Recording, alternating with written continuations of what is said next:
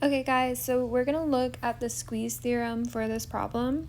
So we're looking at the limit as x is approaching 0 of x squared of cosine 7 over x. So when we're trying to find this limit, obviously we can't plug in 0 into here. We could plug in a 0 into this x squared and get 0, but you can't plug 0 into the denominator of this problem because it'll be undefined. The best way to probably go about this function is the squeeze theorem.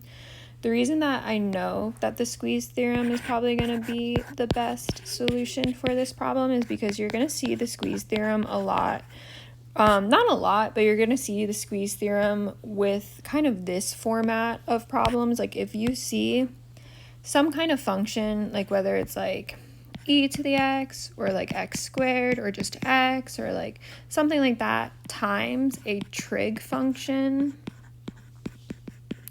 like cosine or sine of x.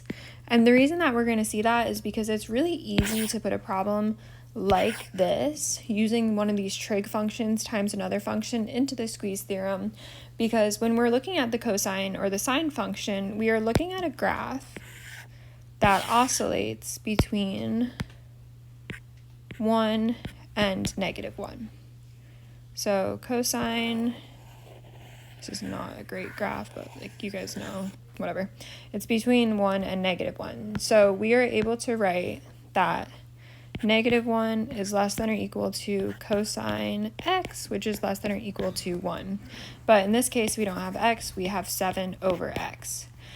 So having it in this format makes it kind of easy to put it into the squeeze theorem format, which is where we have, if we have f of x is less than or equal to h of x, which is less than or equal to g of x, then we know that if the limit as x approaches a of f of x equals L, and the limit as x approaches a of g of x also equals L. So this L is representing a y value. So when we're saying L, say like the number is 7.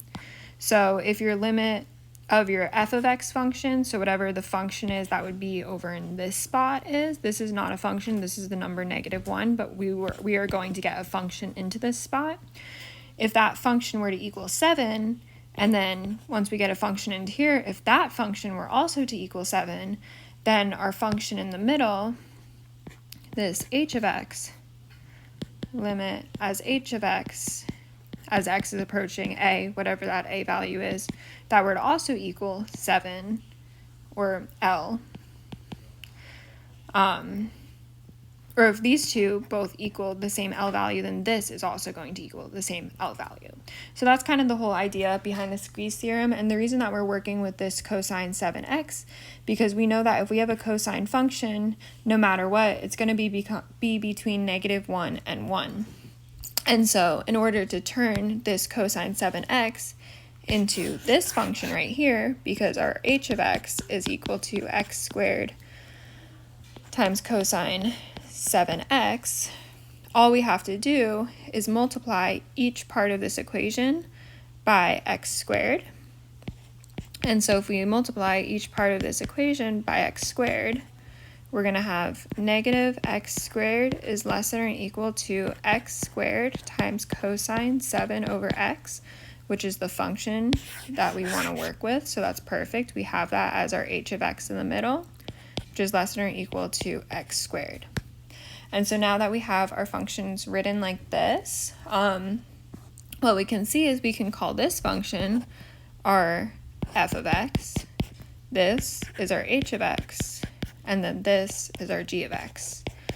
And now that these functions are in this format, all we have to do is test out our squeeze theorem to see if the limit as we're approaching 0 of our f of x equals the limit as we're approaching 0 of our g of x. And then if those two are the same value, then that is what our h of x function is going to be, and that is what we're trying to find with the squeeze theorem problem.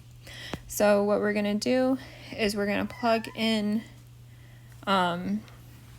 0 into this equation. So we're going to plug in our limit as x is approaching 0 of our f of x,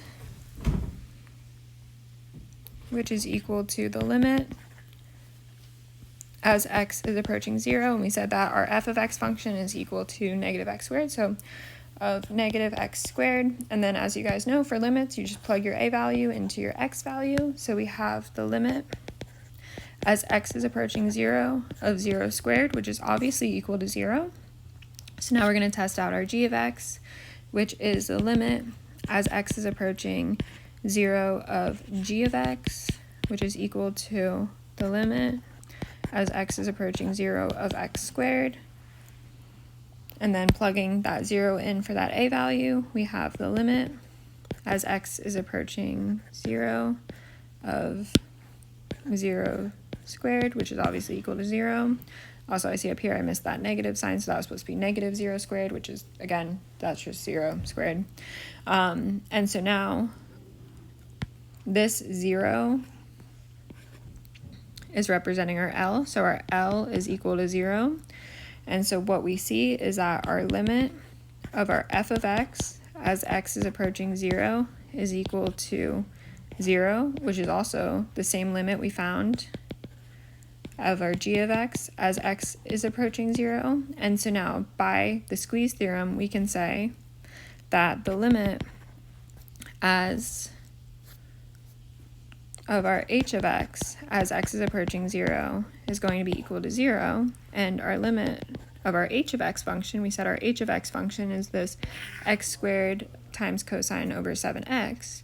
So we have the limit as x is approaching 0 of x squared times cosine 7 over x is going to be equal to 0 by the squeeze theorem.